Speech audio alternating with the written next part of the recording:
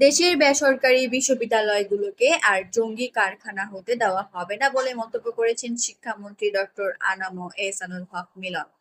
তিনি বলেন, আমরা বেসরকারি বিশ্ববিদ্যালয়গুলোকে নিয়ন্ত্রণ করব না, তাদের স্বাধীনতা দেব, কিন্তু এমন স্বাধীনতা দেওয়া হবে না যে আরেকটা হোলি আর্টিসান সৃষ্টি হয়। কিছুতেই বেসরকারি বিশ্ববিদ্যালয়গুলোকে আর জঙ্গিদের কারখানা হতে দেব না। শিক্ষা সচিব আব্দুল খালেক বলেন, আমরা চাই এদেশের প্রতিটি শিক্ষার্থীর জন্য প্রাইভেট বিশ্ববিদ্যালয়গুলোতে সহজ প্রবেশাধিকার নিশ্চিত হোক। এটি শুধু আমাদের প্রত্যাশা নয়, বরং সরকারের নির্বাচনী অঙ্গীকারের সাথেও সামঞ্জস্যপূর্ণ। তিনি বলেন, আমরা চাই আমাদের শিক্ষার্থীরা দক্ষ হয়ে উঠুক, বিশেষ করে একটি আন্তর্জাতিক ভাষায় এবং তথ্য প্রযুক্তি খাতে, যাতে তারা কর্মক্ষম হয়ে দেশ ও বৈশ্বিক বাজারে নিজেদের অবস্থান তৈরি করতে পারে।